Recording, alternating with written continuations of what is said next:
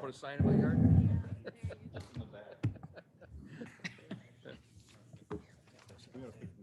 Hello? Mr. Mayor, are you going tonight? My what? Are you going to Metro West?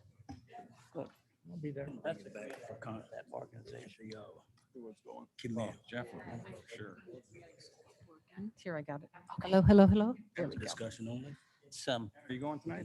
it's all the municipalities Are and you going Cayman, Kendall and. No, I don't think I knew about it, but I'd go. Where is it? Many years ago. Lions Club, Melbourne. Oh, okay. Elbow room. I know. I just asking earlier, this means I have to take showers now? I thought Leslie was on vacation now. The municipality down the state. Working Leslie again. was on Ooh. vacation. There it is. Oh, I think she's That's so fussy. July, she's going on vacation. tonight. Good afternoon, everybody. I'd like to call the order of the Reapportionment Task Force meeting of Thursday, June 10th, 2021 to order. Before we take roll, I want to thank you for all coming today and giving up a portion of your Thursday to participate in this amazingly interesting process of I saw the name. redrawing We had a good maps. conversation. And I'll talk a little bit more about this in just a few seconds. So clerk, could you please call the roll? Ford, Present. Fries, Gums, Here. Kenyon, Here. Martin, Here. Sanchez, Sanchez here. Pepperell, Here. Strathman, Strathman here. Gately, Here. Meyer, Present. Arnold, Shelkey, Here. Afif, Hernandez, Thompson, Here. Rivera, Walter. Here. Thank you. Welcome. And may I now have a motion and a second to approve the minutes from the June 10th, 2021 meeting? Gums Moves, will move. 4 seconds. seconds. Are there any edits or comments or thoughts on these minutes? If none, Ford, Yes. Fries, Yes. Gums, Yes. Kenyon, Yes. Martin, Yes. Sanchez, Sanchez, yes. Shepro. Jepro, yes. yes, Thank you.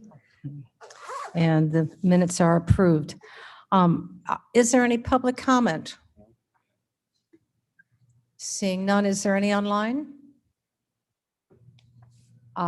We have received one letter, which I'll have Karen read out loud for you, that we received several days ago. Yes, please. Dear County Board Chair Parag, I am unable to attend a town hall meeting on redistricting, but I would like to submit the following comments. The maps must be drawn fairly with the voters of Kane County in mind, not cut into bizarre shapes to benefit one political party. My current gerrymandered district, IL 14, is an example of this. I also believe that no district should be drawn based on incumbency.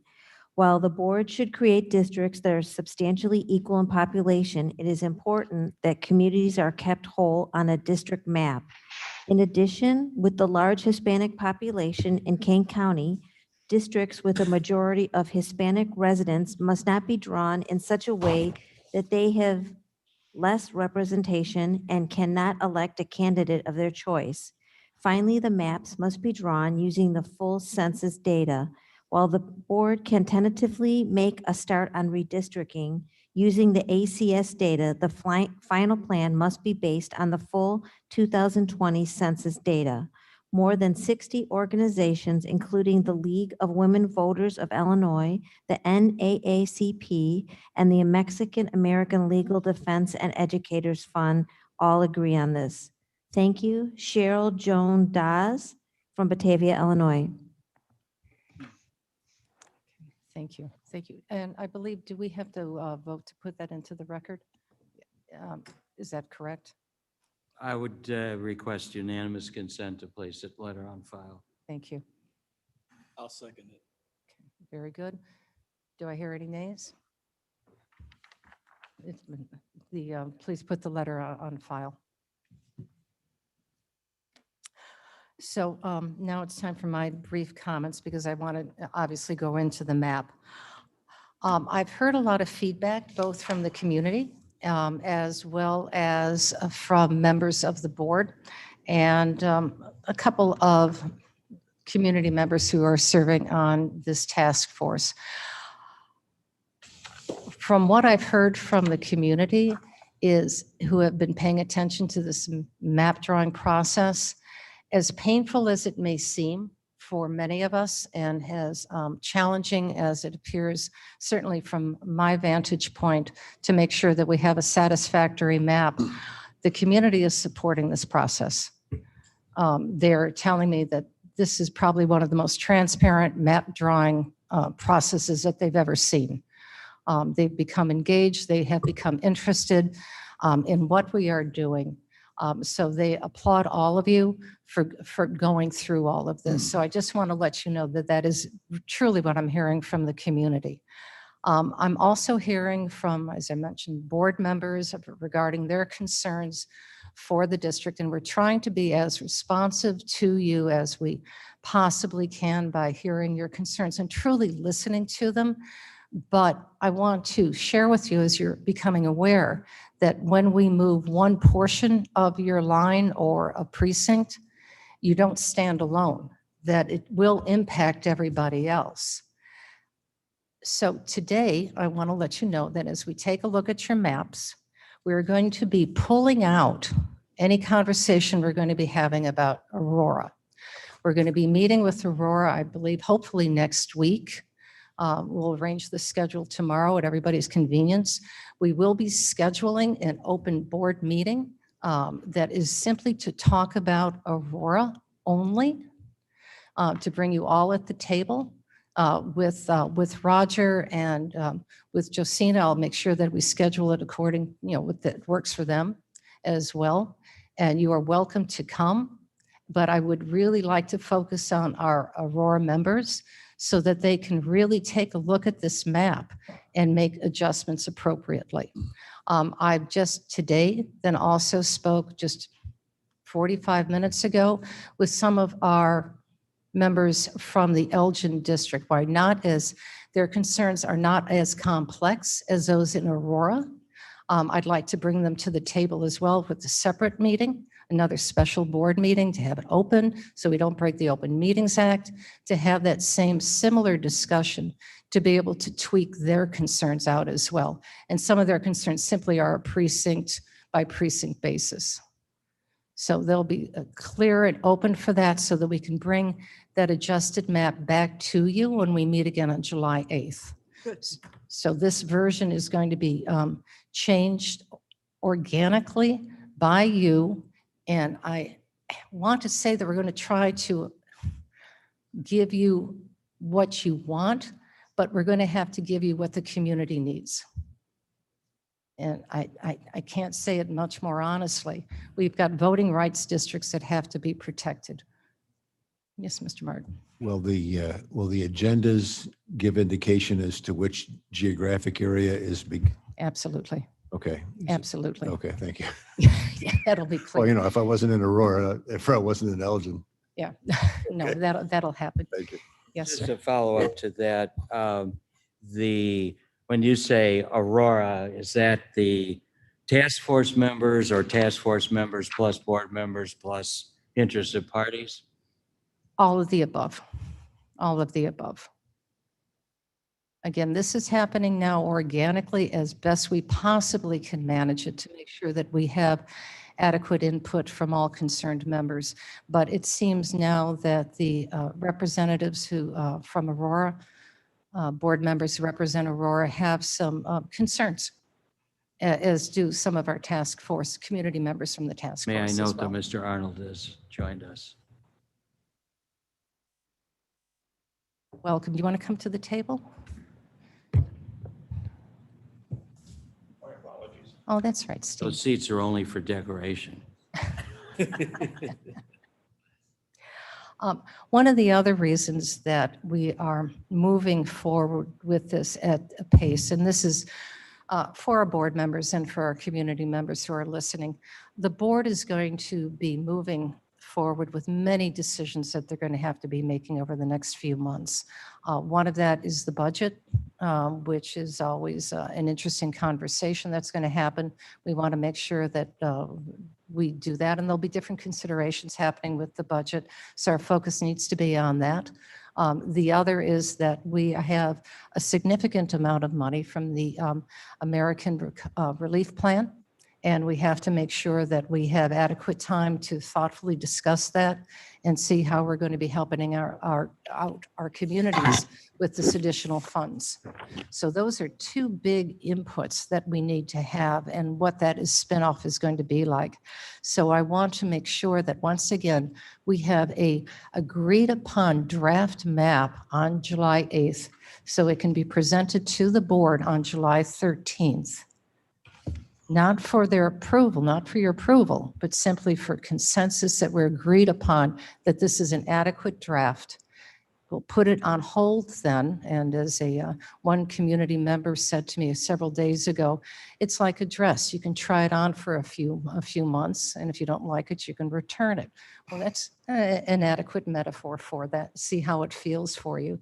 And then when we get on August 16th or thereabouts, we get the census data, and we're able to review it, then we can adjust it again accordingly, and we'll call everybody back in to see how it looks, because there may be some additional adjustments or not.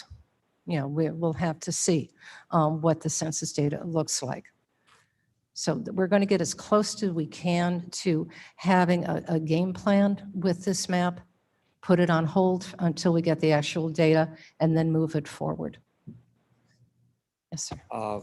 As you noted, many of the comments, I think, revolve around divided precincts.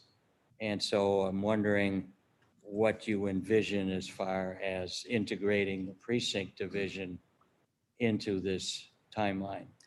Well, that's another, thank you for bringing that up. I have been asked, there have been comments, oh, why can't we wait? And you have until December to do the final map. Raymond is sitting in the back, and having the opportunity for our clerk's office to have to wait until December to get the final draw is going to impact their work, because we have to have the precincts in line. And Raymond, can you come up for just a second since you're here? I don't mean to put you on the spot, but can you talk to us, just review what the process from your office would be as far as the precinct drawing and getting out all of the information to our voters of what precincts they're in? Well, yeah, we need time because this is not the only thing that we're going to be working on. We have to work on legislative lines, congressional. So we need, I mean, if we could have everything by October, it would be good, because we still you have to have petitions ready for January. So it won't give you enough time if you do it December 31st. Yeah. So. Yeah, that's what I thought. All right. That's what I thought. So we're, as a courtesy to the clerk's office, we have to make sure that as best we can, that we are completed with our maps so we can really take a look at the precincts, because he's right. There are other maps that are going to be part of this process as well. And we want to make sure that our voters are given ample opportunity to receive their voter notification card in case their precincts have changed and/or their district. So That all makes sense? what's our date, our best date? Well, we're looking at hopefully getting it done sometime in September. Okay. Depending upon the census data, of course. Sure. So does that all make sense to everybody, what we're doing? Yes. If possible, I would find it useful if we could get a list of the precincts that are divided under the current draft map, Okay. which I think shouldn't be too hard. There are, what, 291 91. precincts. Total. So we can do that, but I want to get at least the final lines done before we start doing that, because there's still going to be some adjustments. So I don't want to put that effort into that work until we agree upon the lines, at least holistically agreed upon the lines. Madam Chair, Yes, Mr. Ford. Ford. is it that we need, that the precincts may have to be redrawn at some point? They will be, yes. Okay, so I don't know how much we need to even, I think that's the problem now, that's a lot of this was focused on the precinct with some of the boundaries. So I think the information would be helpful, but yet at the same time, if they got to be redrawn, then that helps us clarify the boundary lines that carry some of the concerns. So my thing is that I think it's going to be real important on the procedures that we use when we take a look at the different areas. Like right now, if we talk about Aurora, what happened with this previous, when we was able to give some input, didn't seem to be enough time for us to receive the input that we gave to take a look at that. But now it sounds like we will be, but I hope that procedure continues when we take a look at it. So if we give input, whatever our ideas are, that we get a chance to see how our ideas actually work on the map with the percentages and also with the numbers of the different ethnic populations within the districts. And that, we're, Roger, you're able to pull that up. Can you answer that question? Which question are we talking about So exactly? Mr. Ford was saying that what he would like to have, and this would be for everybody, is that if a map is redrawn for a particular district, they want to see what the rationale, how that is impacting their entire district. So if they move a precinct, aligned with a precinct, Sure. how that is adjusted. Yeah, so the populations that are in your district are being looked at as ethnic and racial makeup of a precinct or a population. Then as you're moving the population, you would see the ethnicity change, as you move. So say you move a district in that has, non-Hispanic, right? So it would increase your non-Hispanic voters, and obviously that might have a conflict with the Voting Rights Act district. So those are some of the concerns, the things that you would see. I think that's what we want to show you in these meetings, is how moving a simple precinct or half of a precinct, couple streets, moving them over changes what your percentages look like in the race and ethnicity. And some of the things that were requested, we've been working with Josina on. I know they're not all incorporated in those maps. There's a variety of discussions that are happening about those changes based on what the Voting Rights Act and the percentages say. So it's not like one move, an add and a subtraction make it work. One particular move may cause a domino effect that you have to move lots of things to make that work, that becomes impractical. And then there's places where you're up against the county boundary. So you're up against DuPage County. There's no place for you to go east to pick up more population. So moving north, south, or west requires somebody else to pick up another precinct that maybe is not, traditionally in their area. So you're kind of pushing things around inside of a box. So as you push one way, you have to kind of give in another area.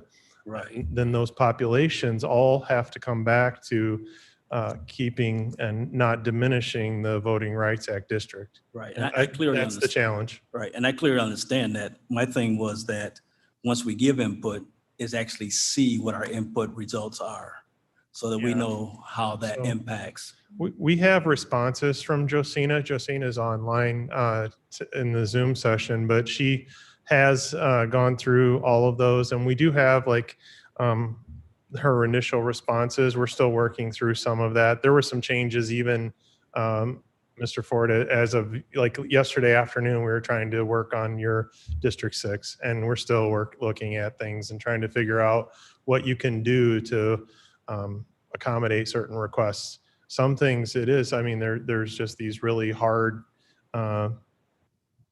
recommendations that we don't necessarily have an answer for quite yet. So I think that's the importance of having that session. And if we have the maps, the district boundary lines, the precinct data, and you will be able to visualize or see something move and what that causes. I think sometimes having it, visual, you see the end product in one of these maps, but you didn't see, how it came to be that way. And if that's the kind of interaction that you're looking for, hopefully we can do that at this meeting. Okay. Okay. Yes, sir. The reason why I thought that it would be useful to have the existing precincts is that they are basically the smallest unit for which we now have at least ACS estimated data in the table that Roger gave us earlier. And Yes, so even if a precinct is split, yes. it's like having the little building Oh. blocks to move the puzzle around and We- see how that affects. Yeah, we had discussed yesterday, and we can talk about it again with Josina, is if we ran a precinct, we would run a report of districts, and then we could tell you what precincts are in the district, and then we would tell you we would look at what the projected population of that portion of the precinct is in the district.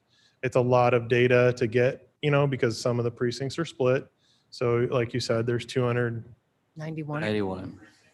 If you have, I don't know how many split, it's a table with probably 500 rows in it. And, you have 24 districts, and each district has their precincts or split precincts in it. Probably the more difficult challenge would be putting the population with the split. And we can work with Josina. I think for this meeting, I can speak for maybe Josina. We didn't have enough time to render that. We got the maps from the feedback, and I know that all of that even was a challenge to get, back and forth. But the precinct data is out there. We have all of that. That's obvious that we have it because we run the elections. Can the maps show the existing precincts? Yes, we don't have any different precincts than what we had at the last election. So, and there's the Aurora precincts that were brought in to the county through the consolidation of the election commission into the county. So one of the interesting things is if you look at the map in 2011, that was Aurora wards and precincts. So they're labeled a little different than when we brought them in. We gave them, it's a ward like 01, P01. So it's a little different. You have to kind of translate a little bit, but they should have logical kind of connections. My understanding is that currently, and Raymond could probably answer this, is that they have not renumbered them, but they are shown distinctly on Yes. the county map as whatever it They're is. a W for the Aurora ones. It's a ward number, and we carried that over. So they're not Aurora, like the label for Aurora precincts and unincorporated Kane County or AU on the map. And on here, we're doing a W for the ward and precinct. So I think that's correct, right, Raymond? Yes. That is Thank you. correct. The other thing before we bring Josina up to talk about the maps is that we've shared this with you before, and I know it's kind of hard, and it sounds like I'm joking, but Kane County has grown by approximately 15,000 people. So things are not the same as they were before. We can't take a look at what voting districts were 20 years ago or 10 years ago. Things have shifted, and because of that growth, the maps have shifted. There's also been population density growth. So not only growth overall population, but there's also through certain areas, there's been density growth within that. And we have to break up that density. So you may have had one precinct that previously hypothetically had 2,000 people in it, and now there may be 5,000 people in it.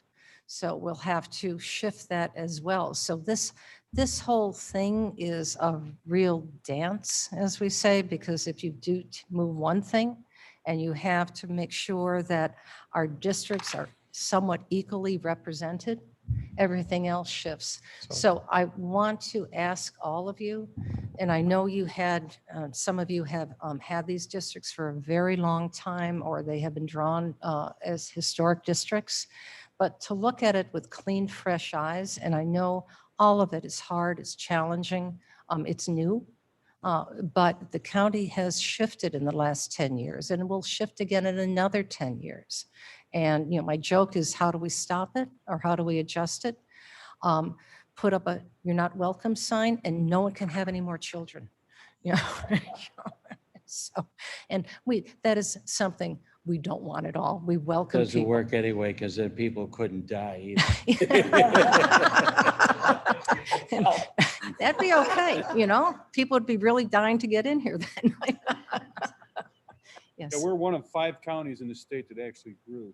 I know, So I just- know. Everybody give you an idea. that- So it's a wonderful thing. I mean, this is a wonderful opportunity. Madam Chair, if I could show them one thing that they could be looking at. Blair, could you go to the county's main website? Just go to the county's main webpage on a browser. I just want to show you something in case you haven't looked at it. If you're on the county's main website, you can pick any browser and just go to countyofkane.org.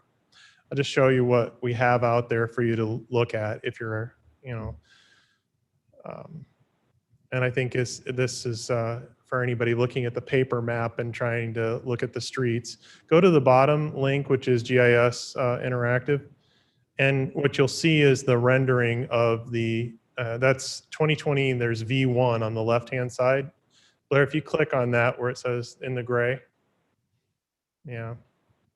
No, over to the left a little bit. There you go. And if you scroll down, you'll see there's V1, V2, and V3, which were from last June 10th meeting. There's V2.3, which is the map that we did for tonight. And then there's the 2010 map and the 2000 map. So if you go to the 23 map, Blair, and click on it, you'll see it render basically the map that was printed and handed out. And Blair, if you go up to the plus sign, yeah, you can zoom in or scroll in, and it'll go down and keep rendering deeper and deeper until you get down to the streets. And then the red lines on there are precinct lines. So if you pull out, you'll see the precinct numbers show up and population data. Oh, it's on there. Mhm. They're on there. Yeah, we don't have the splits though of a lot of it tells you the precincts population, not necessarily the split between two districts on a precinct. It does not show the demographics, does it? No, we don't have the demographics plugged in, but that's something we could talk about. I think that would be reconciling, the data that Josina is using for demographics versus what we would have. But that's the map. And then one of the neat things, Blair, if you take that and zoom into the southeast, down farther, get to where you're at 6. Go to my house. No, right there. Just stop right there. That's good. Okay, and then go over and change to the map for 2010. And it just keeps the same footprint and shows you the lines from 2010. And then you can go up to 23 and you can switch back and you can see, if you're looking and you're trying to figure out the rendering of the map or the small map, this shows you in greater detail. I'm just saying if you haven't navigated to that yet, you might want to look at that before next week. Good. And it does the same thing for 2000? Yes, it'll go back to 2000 and show you. Go ahead and click on 2000, Blair. That's 2000. Now that would be when we had 26 board members. So it's a lot different. Mhm. You can also go to Cunningham's website, and their map are very good with the individual precincts. Those are the same maps. Yeah. Yeah, they're the same data, same map system. So, yes. But, okay. Okay, thank you. Thank you you. for showing us that. Yep. All right, if there's no other questions, yes. I think I heard Mr. Copey trying to ask a question. Oh, thank you. Mr. Copey?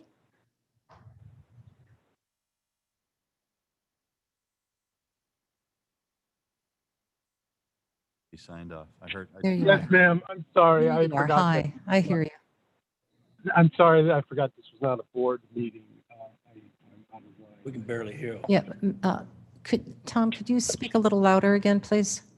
I says I forgot this was not a board meeting, but a committee meeting. I defer. I'm sorry. Oh, okay, that's fine. Do you have any comments regarding the map, or do you want to wait until we actually do the No, map no. presentation? No, no, Okay, I'm perfectly fine. Thank you. okay, very good. All right. Now, I would like, just as an overview, because we're getting close to really figuring this out, but I would like to take some time just to once again review what the voting rights districts are, especially for our representatives who are talking about their voting rights districts and how it's going to impact us all. So Phil, could you come up and share your information? And then if you can also talk a little bit about what may happen if, because there has been conversation about potential lawsuits. What does that look like for a lawsuit? Because I know MALDEF did not address any of that during 2010, but there's been threats all around. We even heard it today with the letter about all the organizations that are raising their hands and concerned about voting rights districts. Yeah. Let me kind of start there. Maybe that's the easiest place to start. Section 2 litigation. You're right. 10 years ago, MALDEF did not sue. King County did not. I don't know how involved they were, but you also have to remember that one of the areas you're talking about is Aurora, and they were in protracted litigation with Aurora over Section 2. So Aurora, which is kind of what appears to be the hot button area from what I'm reading. Could you put your mic up just a little bit Sorry. closer? That's good. Sorry. So Aurora seems to be the hot button area from what I'm reading of the comments so far. That was litigation. Aurora got sued. What happens when you get sued under Section 2? Lawsuits under Section 2, the federal court has jurisdiction, has automatic jurisdiction because it is a federal law. Two things happen. Well, a lot of things happen, but in that case, most likely the state's attorney's office would most likely be hiring outside counsel because they don't, while they're really good, great lawyers, this is not an area of expertise. Two, you would then be hiring experts to defend the Section 2 districts. So it gets, it's not a cheap process by any stretch of the imagination. For example, not that this would be anywhere near that league, but in 1991, I think the litigation over the state map was over $2 million in each caucus. It was $8 million worth of litigation paid to people like me. So it can be very expensive.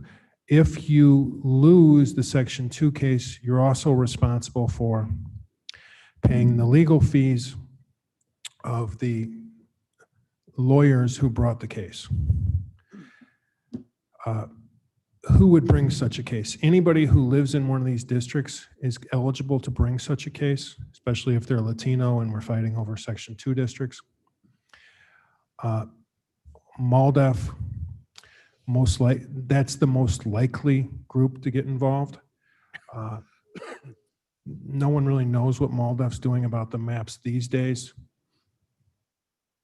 They're kind of what we call keeping their powder dry for the most part because no one knows what this data looks like.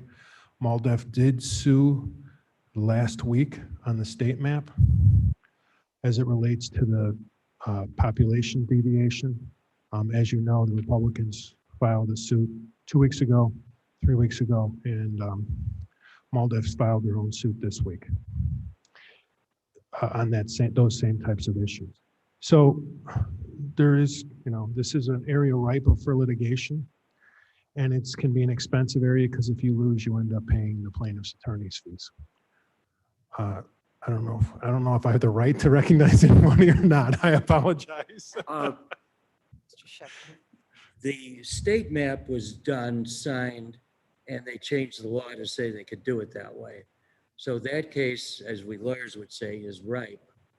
But if, like in our case, we have a consensus, but not a final map, do they have to wait, somebody to challenge it, do they have to wait until December to file that lawsuit?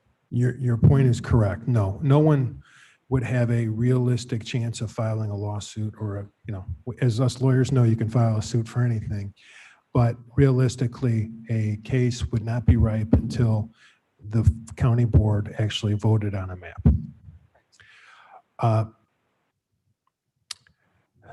Let's go back to section 2. We've talked about it a number of times, both here and at the county board. Michelle did a really good PowerPoint on it. Section 2 districts, I know Josina is using really what is probably the best quote rule of thumb. Sorry if I'm getting too close, and this is, which is 65% Latino districts of total population. How do we get there? With Latinos, we get there mostly because of the fact that Latinos historically have had larger families than white families or Caucasian families. Or African Americans have had that same kind of historical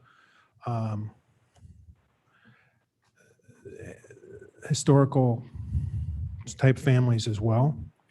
So in order to get an opportunity to elect a Latino or an African American, you have to put more than 50% in a district historically to elect a Latino or an African American.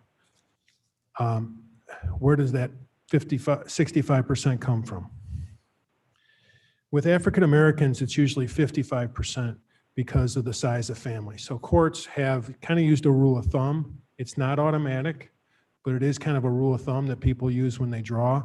That's what Josina's been using, that you need to draw both African American and Latino districts 5% heavier as far as percentage population to make up for the fact that those two segments of society have larger families historically.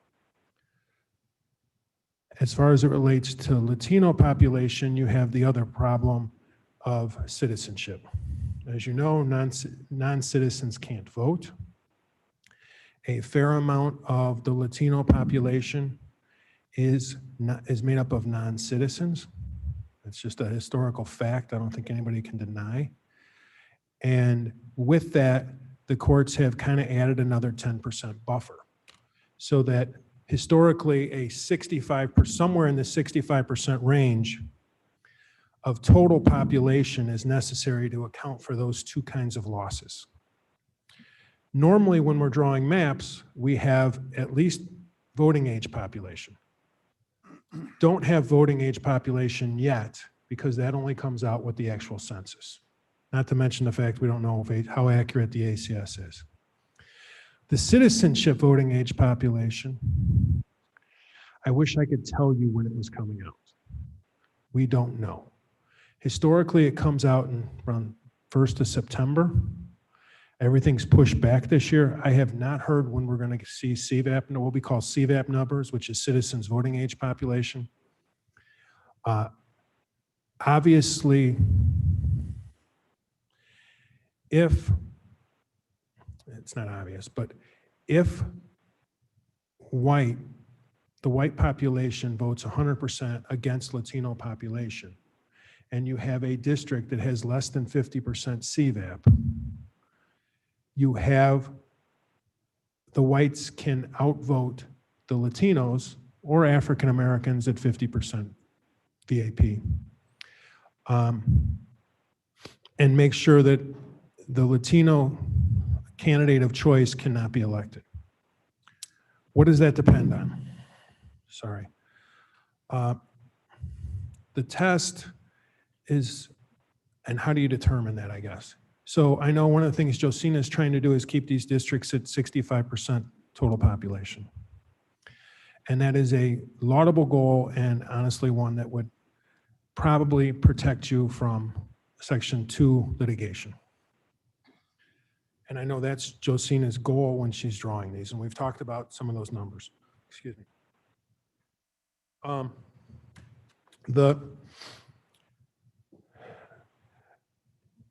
However, that being said, thank you. There are not everywhere and not always do that fifth, let's say that example of a 49% Latino district and it has 51% whites, and I'm just taking out, for simple math, I'm taking out African Americans. Not everywhere does that 51% white population automatically vote against Latinos, right?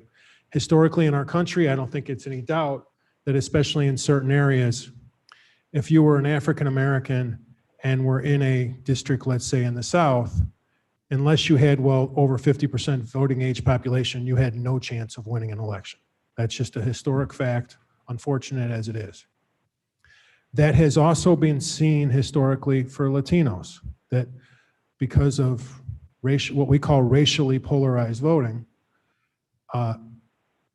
that often, unless there is a majority voting age population or citizen voting age population of a minority, that they cannot elect they have no chance of electing a candidate of their choice.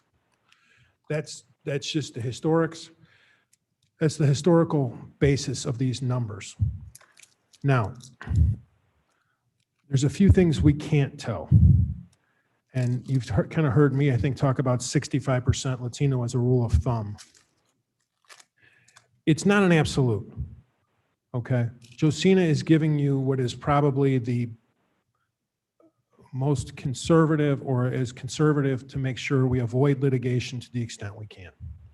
That's what Josina was doing, and I think she was doing it the proper way, especially given what we really don't know, which even though these numbers might say a 63% or 65% Latino or 22% African American district or whatever it may be, we don't really know if that's true or not.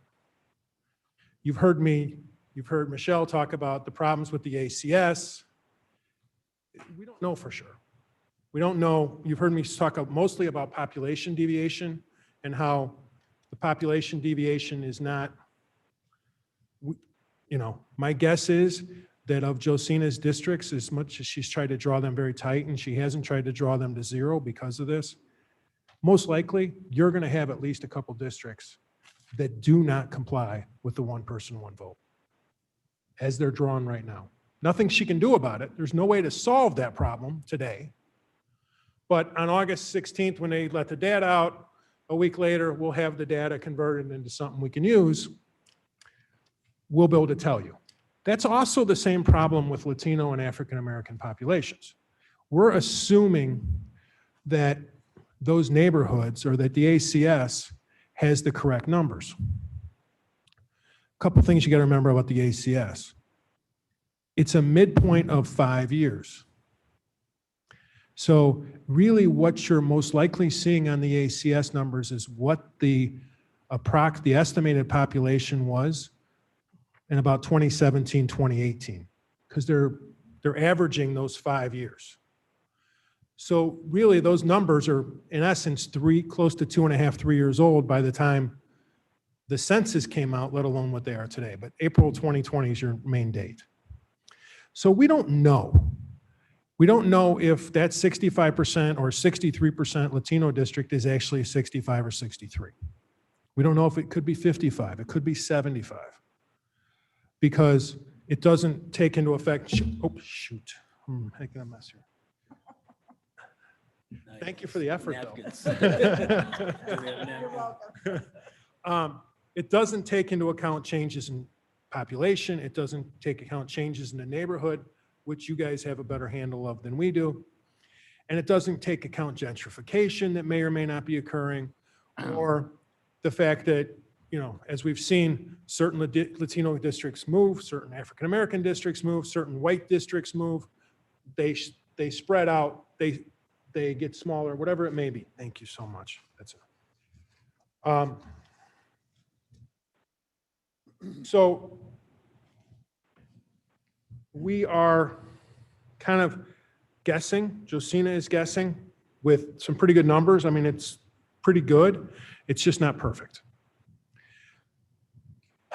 So what you don't know is actually, are these districts 65%, 63, 60, 59? We just don't know.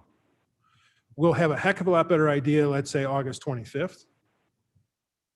We'll also What also we don't know at this point is, and given the information you're going to get from the census, you may or may not ever know, is there racially polarized voting in these areas? If there is not racially polarized voting, you don't need to get to these numbers of 65%. We don't honestly know that. How am I going to, and That's a separate calculation, though. you have two calculations that happen, and it's done with either double regression, which don't ask me how any of this means, or ecological inference. I spent 3 straight days once at Harvard trying to learn ecological inference with the guy that came up with it, and I still don't know how to explain it, so please don't ask me. In fact, it's called King's ecological inference because that was the guy who did it. But the first test you do when you look at a district is, or an area is there racial polarized voting? That's number one. Number two is, once you do that, how racially polarized is it? Because no matter what the district is, never, I shouldn't say never, but maybe in the Deep South at one point, let's hope it doesn't occur here today, but never does every white person decide, I'm never voting for a Latino person in a particular district, or African American, or the other way around, right? It's just, hopefully we're past that point to a large extent. We know racism still occurs. We know it still exists, unfortunately, but we don't know to what extent. Is it 80% of the whites that are voting for a white won't vote for a Latino? Is it 60? Is it 50? Okay, we don't know that. To give you the best analysis, we would then have to hire someone to do a racially polarized voting analysis, an ecological inference, or double regression.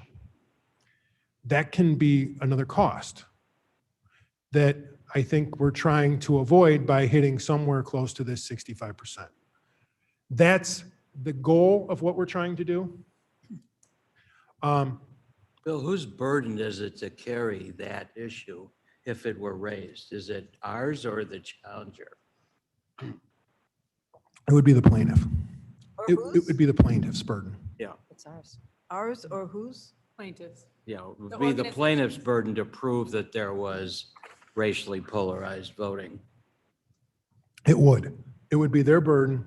However, if you get in that litigation, if I'm your lawyer, I'm going to tell you, you better do your own analysis and not rely on theirs, right? Mr. Martin? Yeah, please. I talked too long. I apologize. We're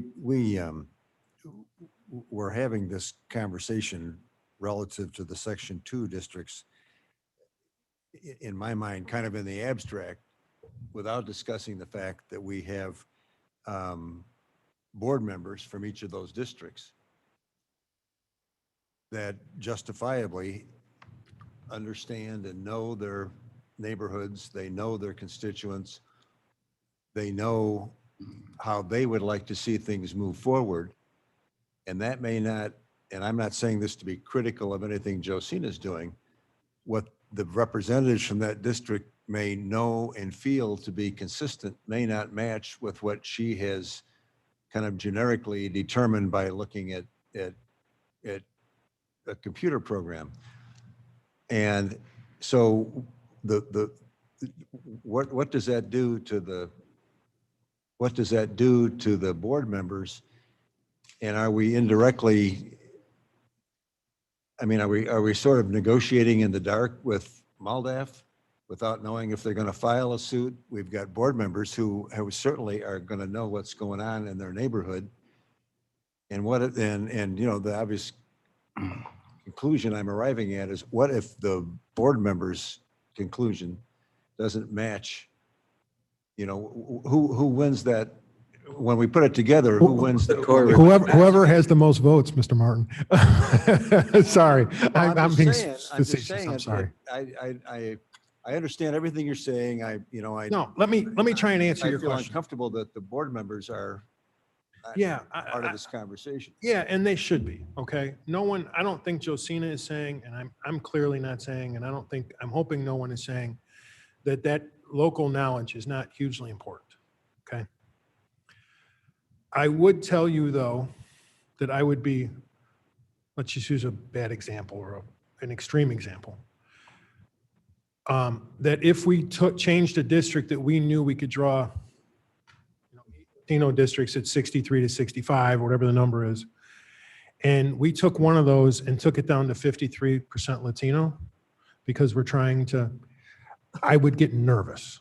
Maybe that's the best way to say it. Okay. If you're going to do that, I would probably suggest you do some outside analysis, or have someone do some outside analysis if you really want to go to that low. Or now, do I care a lot?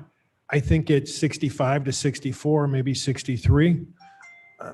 I think there's ways to deal with that. Now, my fear is we get the real numbers and that 63 is now a 57. I get nervous, right? Well, I'm not suggesting the extreme. I just want to make sure that the board members are given a vital opportunity to participate in this. And I do not too. Just become pawns with computer programs. No, and I think, If I can quickly just address that, Mr. Martin, that's exactly what we're doing. As I mentioned before, we're going to be talking to the representatives of the Aurora area. We're going to be talking to the representatives of the county board members of Elgin next week for exactly that reason. Well, I just want to make sure, as we're talking to them, that we're giving them the potency that at least I think they deserve. And I understand we can't go off the deep end, and we can't pervert a district line just to the whim of one person, but I just want to make sure that they have input. I don't know people's names on this map. I don't know. So can I ask a question? Like, who's District 3? Whose district is that? Anita Lewis. Anita. Okay, and Anita, I assume, is not Latino. Right. Just by the name, I'm not trying to be. No. Okay. She has currently a district that appears to be 78% Latino and still wins it. So in that district, I would probably be surprised if we found racially polarized voting unless no Latino ever ran against her. And maybe that's true too. But so you can look at some of that past history when we see where we end up and go, yeah, okay. And I think I made this comment about Mr. Ford's district at one point too. He's in a district that is still probably primarily Latino currently. And he's still winning it. Well, my guess is, without looking at the hard numbers, that he is the candidate of choice of Latinos. Ms. Lewis may be the same. So if that's the case, Latinos are still be able to elect the candidates of their choice at lower numbers if their choice may happen to be someone else. It has nothing to do with they have to elect a Latino. It's really, can they elect a Latino in their area if that's their choice? Because we've all seen, here, not to be, there are Caucasian people I would vote for and against. I don't care who, I don't care who they're running against because I don't believe in them. I think that happens, and we can't take that personal choice out of there. Ms. Pedersen has a question first. Well, my question was, or I think there has to be an understanding that the reason that you guys are at 65% is because you feel confident that somewhere at least above 60%, we're going to avoid litigation, that it's very likely we can avoid it. So in each of these districts where we can, having to split up these very segregated communities, because we just have to be honest here, our minority populations all live right near one another. We don't have the benefit, and that's a problem with the state of Illinois. That's a problem with Chicagoland. We are the most segregated metropolis in the country, meaning by race where we live. So our minority populations all tend to live around one another. So we have to kind of have a consensus here that we want to avoid litigation because we just can't afford it. Okay. Plus We don't want it. really need to be utilizing our monetary resources for other things for our community than paying for litigation. So I think there has to be some understanding that we're trying to get to this 65% number, which means that lines are going to have to be drawn in these densely Hispanic and Black populations in ways that possibly cut up precincts. For sure, they're going to have to cut up the original precincts that we have, and then determine after precincts how much we have to cut up neighborhoods, because we need to stay around 65%. Would that be fair to say, because we're trying to avoid litigation? Because in your experience, through the case law, that's a number where you don't see a lot of litigation. Correct. Okay. That's, And that is a true statement. That's why Josina drew the way she did. We've talked about it. You know, I think at one point, I think it, you know, district, I forget which district it was. We had some incorrect numbers from the census originally on one of the early maps. And, you know, we have said, hey, if we lose a point or two, it's not the end of the world. But if you lose a ton, I get concerned. And, you know, we're going to look at all these numbers and you're going to run this exact same chart on, let's say, August 25th, and we're going to see how real these numbers are. And we may be making different suggestions to tweak at that point, not just based on total population, but based on African-American or Latino population numbers when we actually see real numbers. And, you know, here's the other problem, and I talked about it before, I think. The ACS is probably, the place it's the most incorrect is minority populations because they're smaller sample sizes. Okay. Then you have the issue of Latinos that relates to citizenship, and people don't want to vote, don't want to put on the ACS form, my family's not a citizen. Or, you know, we got 10 members and only 7 of them are citizens. They will leave them off before they put that on there. So there are concerns about that, especially as it relates to minority populations. These numbers may be really low, they may be high in some areas, we just don't know. But we will know. We will know on about August 25th, Josina will run these numbers and she will be able to tell you that these are the numbers that every test would be based upon.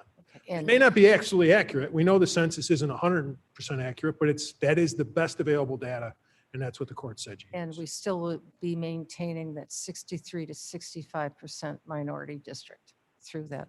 Mr. Shepro, and then I think I'd like to bring Josina up now so that she can start addressing and show how these maps were amended based on the feedback that we received. I guess this is just a follow-up to what Ms. Patterson just said. Back when I was in high school and I became fascinated and learned for the first time about the way Chicago neighborhoods were polarized. You know, this side of the street was 100% white, the other side was 100% black and African-American. Then we said black, sorry. And then you found a few areas where it was mixed.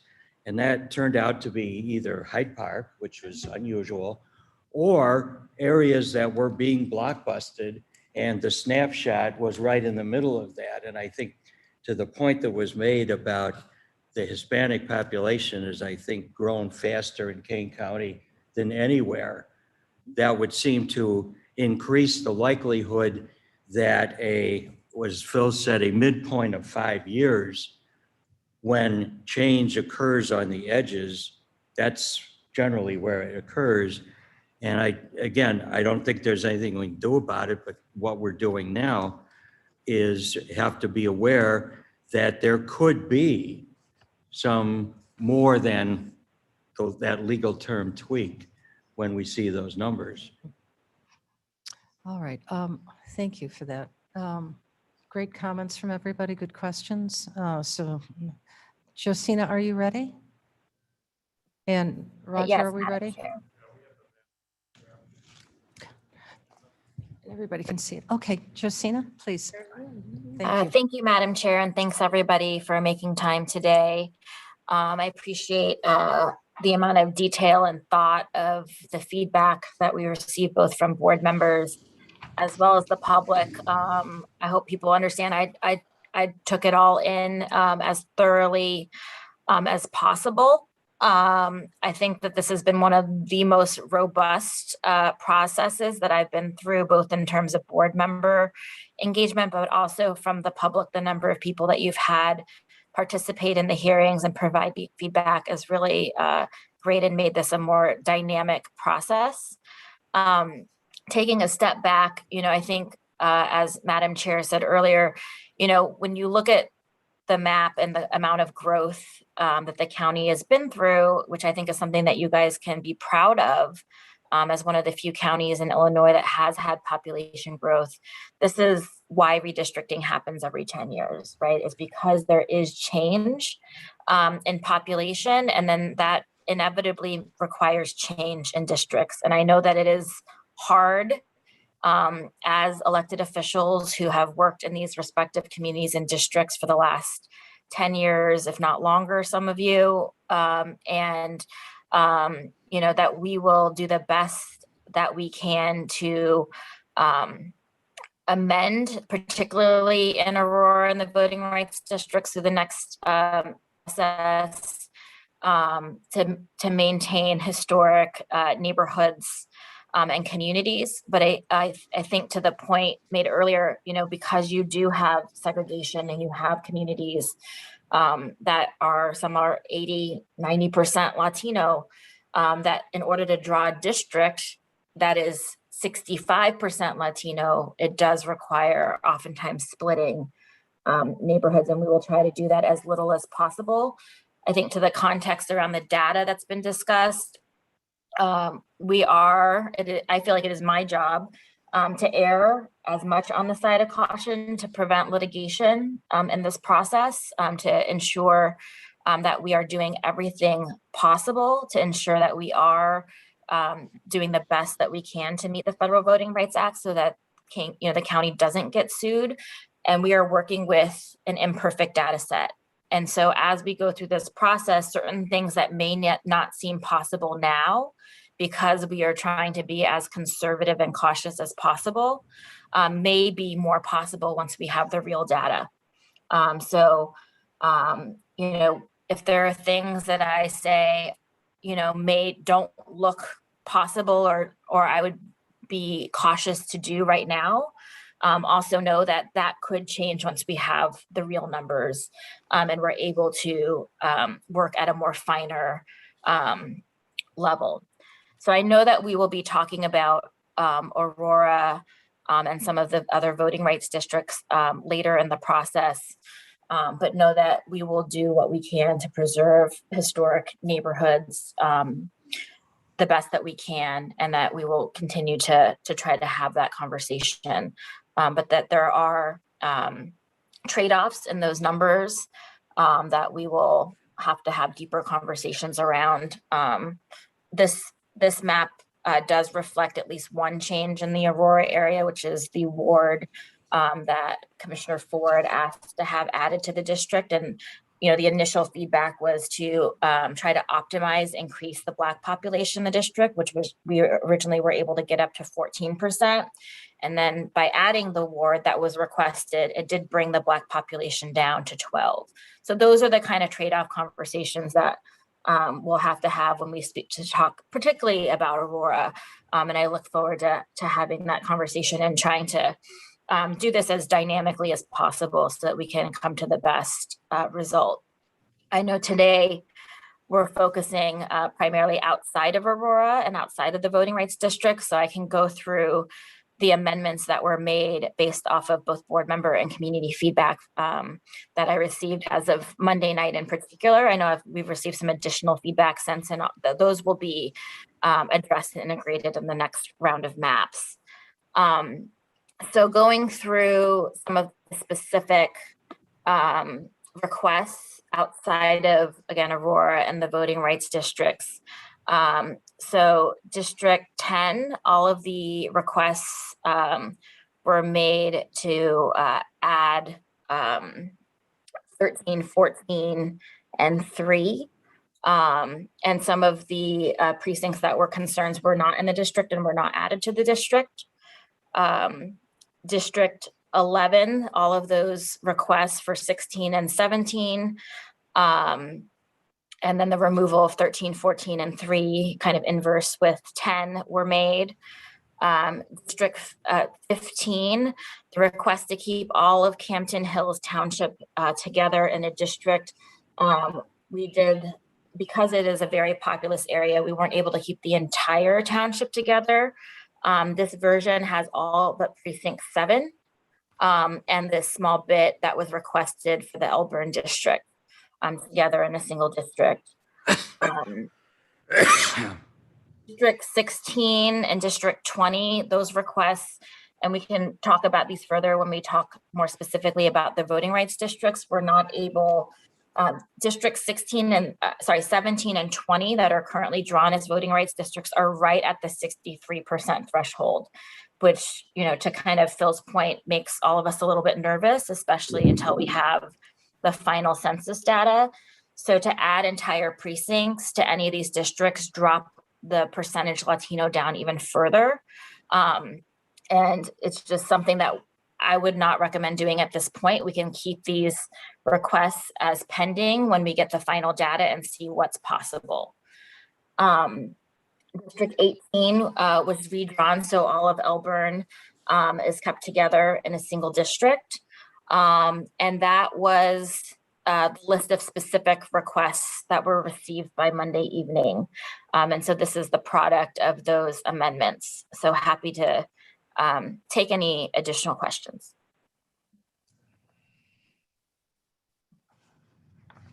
Does anybody have any questions? I don't see any hands up. Madam Chairman, this is Alan. Yes, Miss Allen. Josina, I have District 17, and in the 20 years that I represented it, it's always been heavily Hispanic, and I get to go meet my Hispanic neighbors. There are a couple precincts that were split between 20 and 17, and I just wondered, did you split those because you were trying to keep the Hispanic numbers at a certain place? The splitting of a couple of those precincts just didn't make any particular sense. Is it possible to talk with you, and as opposed to doing it in a board meeting, to talk to you and just ask if that was the reason that you did those splits? So the short answer is, yeah, that there were precincts that were more heavily Latino in terms of density and others that were less. And if the entire precinct that was more heavily Latino would imbalance the district, so that, right now they're both right at about 63%, and it would have thrown one above six, higher and one lower. And we just couldn't, I think, for the purposes right now of trying to be as cautious as we can about the Voting Rights Act, without the final census numbers, couldn't in good conscience go below 63%. Okay, thank you for the explanation. That helps. Madam Chair. Oh, yes. Josina, I can't tell on the new map, but on the old map, it looks like in Elburn, the bump up to the north doesn't include all of the village limits, because we just annexed that land to the north here recently. We're expecting about 148 units there, and I would rather have that, if possible, in one district, so I don't have two board members dealing with the community. That annex may not have been reflected in the files that I have. If you have specific street boundaries that you could provide, that would be helpful. Yeah, we just signed the plat Monday, so you Got may not it. see it for a while, but I can get that to you. Thank you. That's hot off the press. It's very hot off the press. 148. But it's vacant now. It's being worked on right now. Okay. They're underground. I mean, as of the census date, it wouldn't there affect wouldn't be the anything for the population. census. Is that by Walgreens? Is that the? North of Walgreens, yeah. Okay. Yeah, that was cornfield. Yes. Just up to a couple weeks ago. We'll have models probably by October. So. Okay. Okay. Congratulations. Single family. Yeah. Thank you. Oh, sure. Thank you, Jeff. Mayor Shelkey, I thought had a question. Mr. Shelkey, yes. Yeah, I just wanted to, number one, I want to compliment the process here. I really admire what has been done by your staff in trying to figure this out and bring all the equalities of all the groups involved here. It's been a monumental task. Somebody's done a lot of math figuring here, and I'm not hearing a lot of people having problems with this, but I do want to bring up one minor thing because I'm the mayor of Batavia, I guess I'm curious about this. We have this in District 10, which is represented by Mr. Brown. We've got this one little sliver that comes off of I'll call it the west side of District 18, and takes in, I think, Mr. Brown's backyard and everything else. He's living on an island down there almost, it looks like. And I was wondering if we could straighten that out a little bit, only from the perspective that in District 18 in Batavia, I will tell you, we've got some stuff that's being built and is now being occupied. So the population number is going to change here pretty significantly, I think, in the near term. We're going to have the landings, which has just been built. It's out there on Fabian Parkway, right behind the Walmart store. And we have Unit 5 of Tanglewood subdivision. So that's going to shift and bring some population. And then we've got this other situation over on the east side where we have Prairie Commons, we call it. It's right there on the border of Fermilab on the east side of Kirk Road.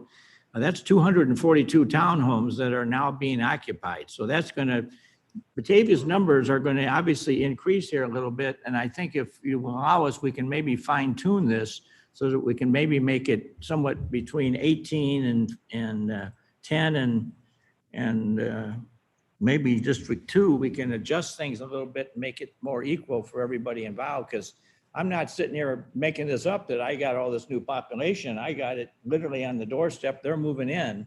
Landings is under, taking occupants right now. And the MI Homes out at Prairie Commons is selling them about as quickly as they're all attached townhouses out there. And it seems to be driven in large degree by what's happening at Fermilab, where there's this new accelerator under construction.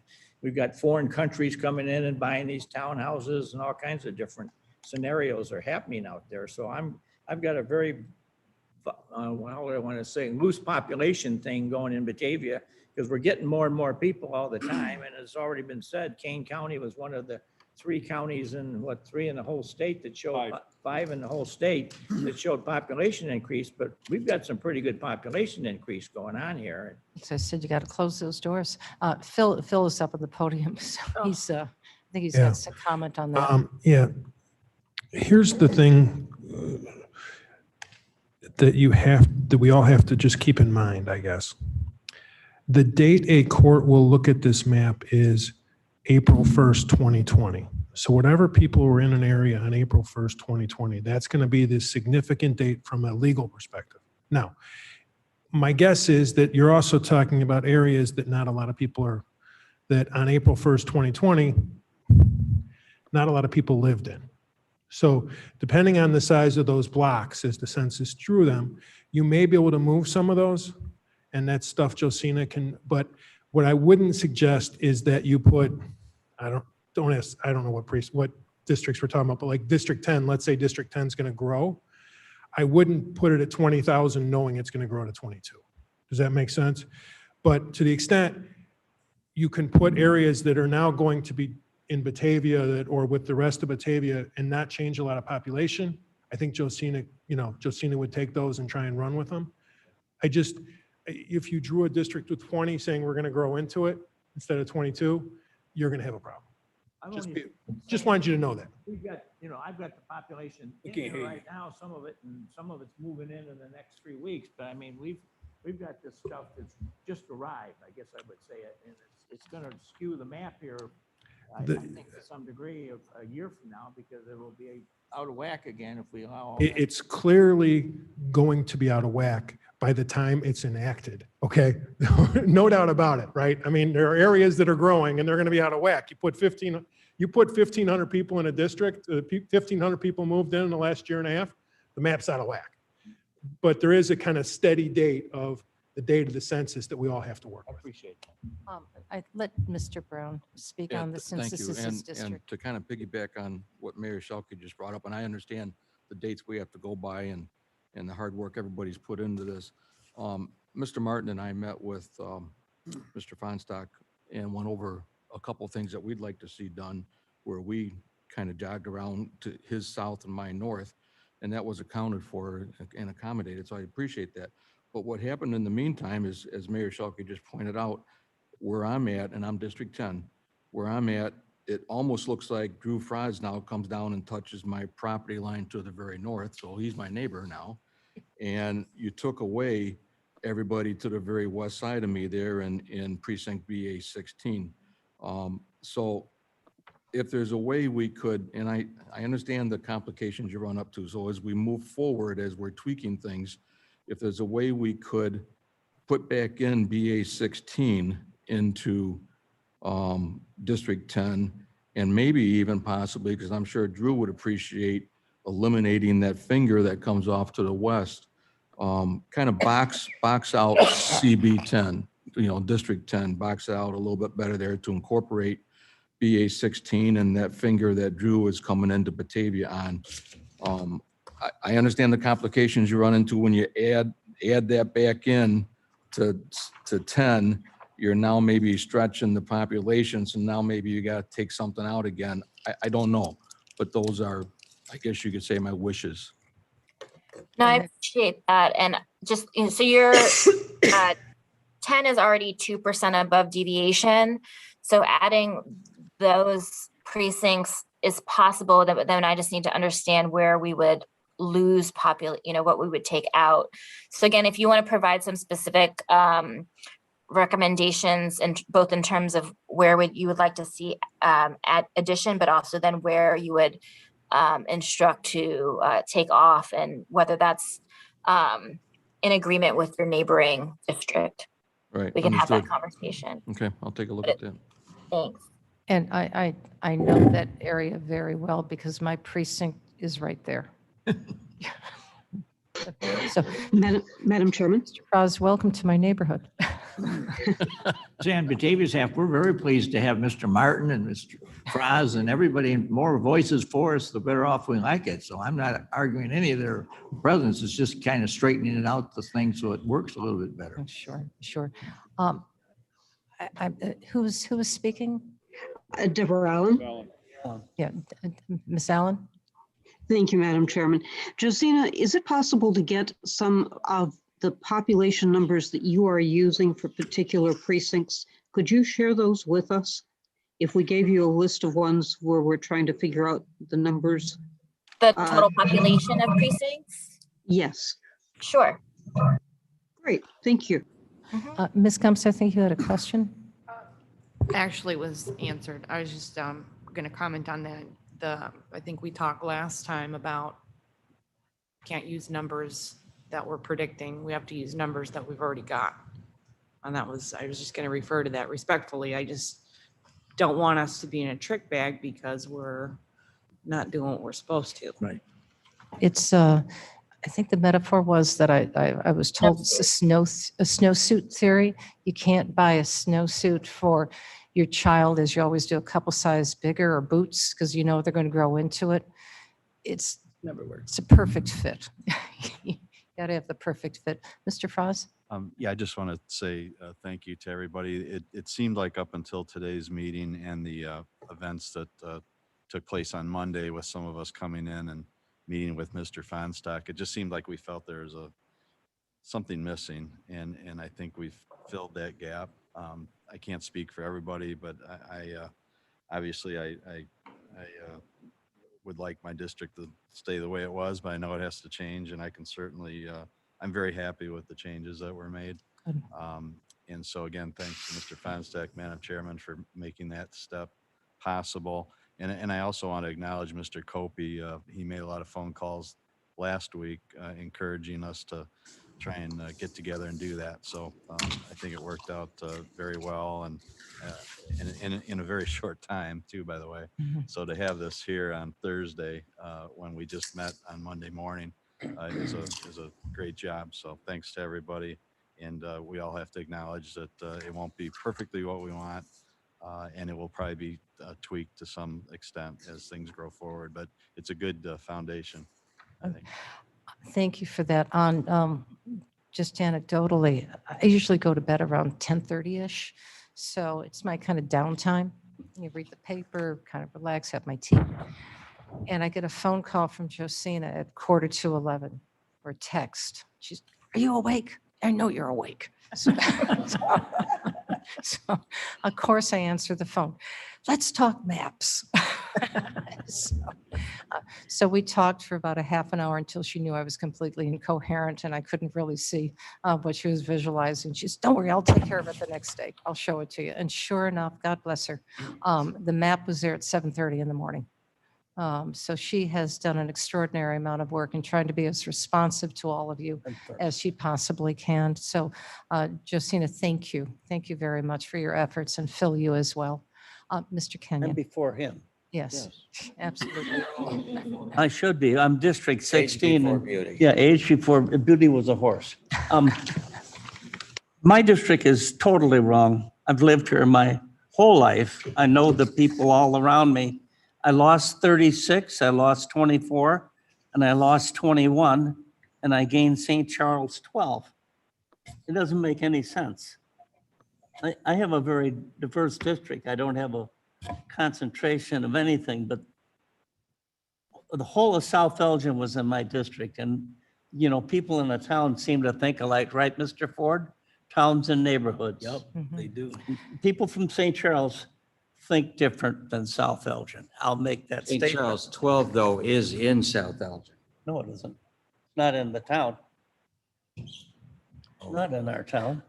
Josina, Maybe in the, it's not, it's separated. So Josina, that's totally wrong. My granddaughter will be back Wednesday to help her redraw this. So maybe she can get it right. Josina, can you please just talk a little bit about Mr. Kenyon's district, please? You meant just District That's, 16? that's number 15? 16. 16. Read, my apologies, 16. So the feedback that I got through the process that I received Monday evening was a request to add 2 specific precincts that are needed to draw District 17 as to keep it above 63%. Again, these are very borderline districts as they are now, 17 and 20 at 63% Latino. And the precincts that were requested are very Latino areas that are needed for 17. If there are other changes that you'd like to see, I'm happy to have that conversation, but those particular requests that I received just would have dropped the Latino population in 17 closer to 60%, which again, at this point is just, I think would make Phil very nervous. So when, if I may, when the Elgin group is meeting, if you're available, perhaps you can come and you can Well, sit I'll at be the table. available. Wonderful. That's good. Be available. Bring your lawyer. Very good. I've been here a long time and I know how people are and how they think. Absolutely. I thought we were Absolutely. getting next week off. Just throwing that out there. Just throwing that out there. My question was really simple. Do I presume that we are focused on version 2 as the map we are working from? That is accurate. That is accurate. Version 2, Great. I was going to say, how am I going to say this? Map 2, version 3. And I brought, just was my recommendation, one map because of getting everybody's input. I thought it's time now just to start really focusing on this map. And then we can adjust it accordingly. So I'm still I think hearing that's that good. the Elgin, South Elgin area now needs some looking at. And then obviously for Aurora, I think it's going to be more than a look at. I think it's going to be a conversation. Madam Chair, Mr. Ford. I just want to clarify something. When and I understand what's being said here about what we need to accomplish as far as the section 2. I'm looking to actually do that. When I say we know our districts, we know the population makeup of our districts, and that's what we can help with a great deal. When I look at my district, there was a lot of areas that was not looked at as far as neighborhoods that could make a big difference in making sure that we match those numbers that we need. So that's what I mean when I say we know our districts. It has nothing to do with what we want or what's been there for a long period of time. It's just that we know where the people live at and what racial makeup are in those neighborhoods. And everyone is supporting exactly what you just said.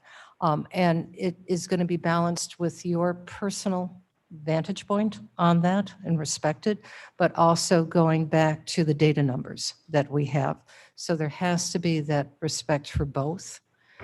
And if your perspective matches up with the data numbers, that's a match in heaven, because both are accurate. Yeah, and that's where I go back to what Board Member Martin was saying, is that it's pretty clear that the ACS numbers are not accurate, and that that's the reason why we feel that we can help out with reaching the goals that need to be met, because we clearly understand.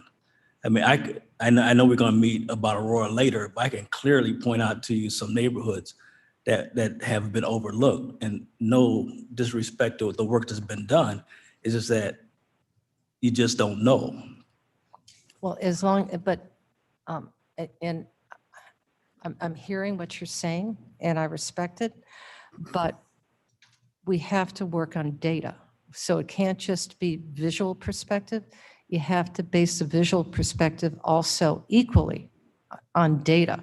And if, for instance, if there was a precinct, and I think that's happened with one of the requests of a precinct that we did literally yesterday, it turned out that that precinct was 75% Caucasian. Even though that neighborhood, that specific neighborhood was African American, but the precinct as a whole had a propensity of being Caucasian, majority Caucasian. So those are the kinds of draft numbers that, as we reflect on those maps, we have to evaluate and take a look at, because unfortunately, the data is, even though it's ACS data and it's not going to be as accurate as the census, it's the numbers that we have to use. And those are quantifiable numbers that we have.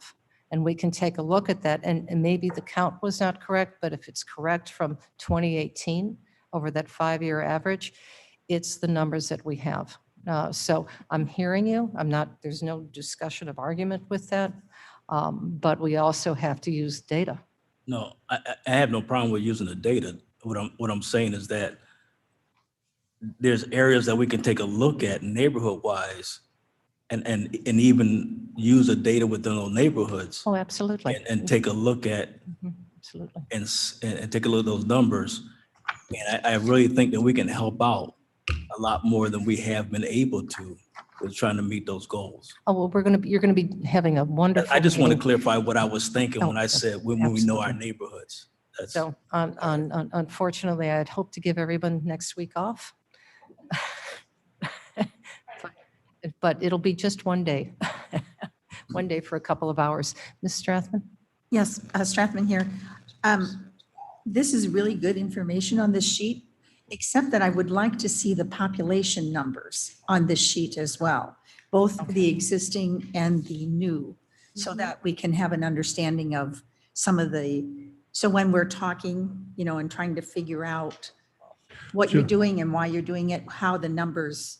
That's a very reasonable request, and Josina can easily add that to the chart. That would be It was wonderful. just, and I guess the question I would ask for Josina's sake is, are you looking for the total population numbers, which I know you're looking for? Yes. Are you also looking for the numbers? Because, she can print it out. She can also give you hard numbers on the demographics, or is the percentage enough? Because I want her to give you what you're looking for.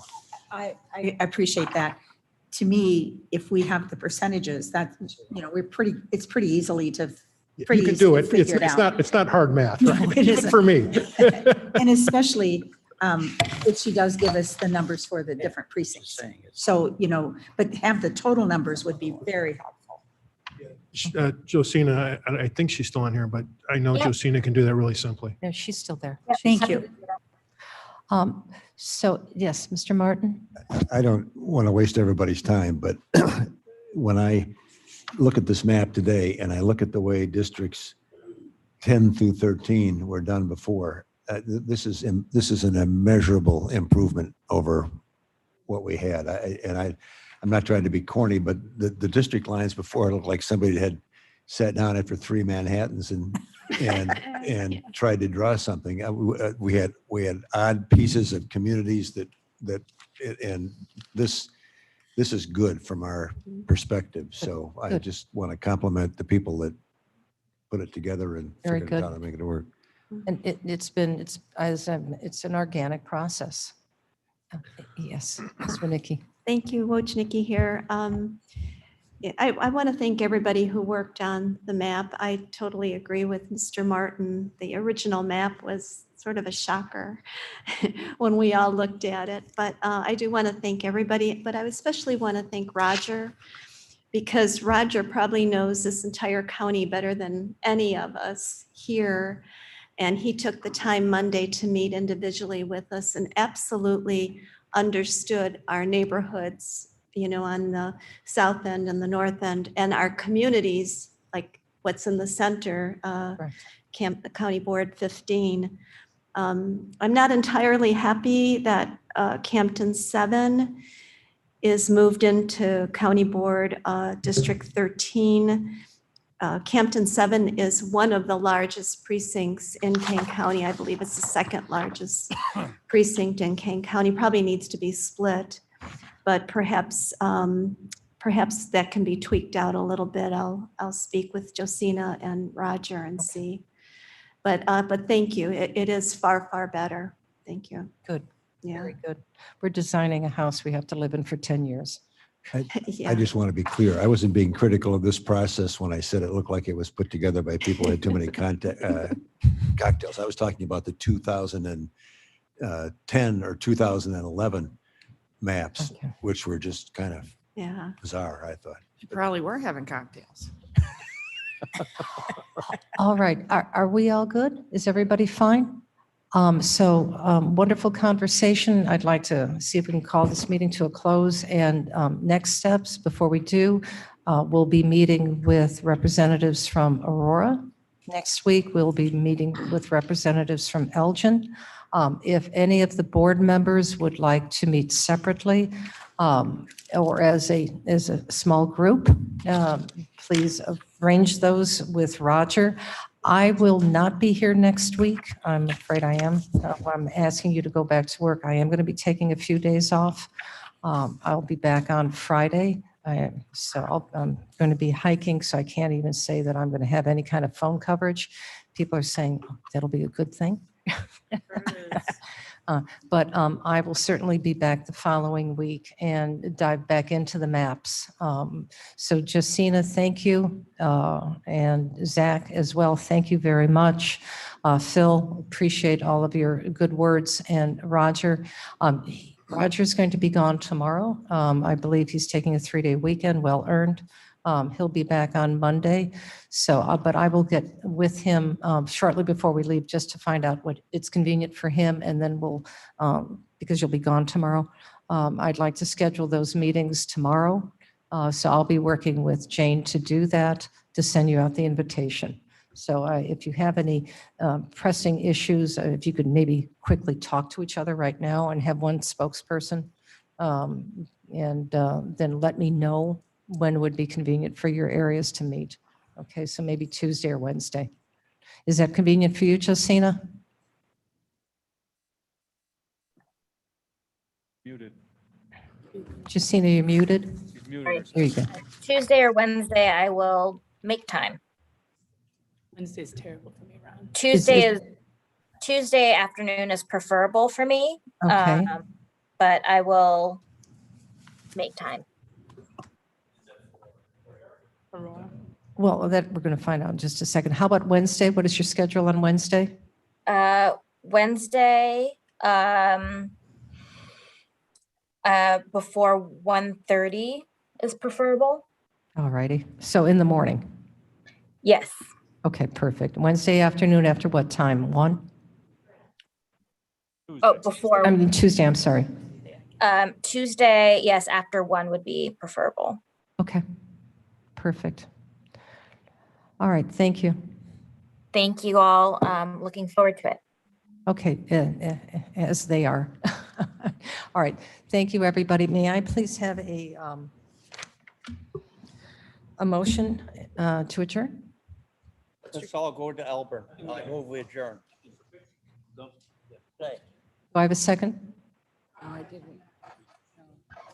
We're adjourning right now. Could I please, a second? No. Thank you.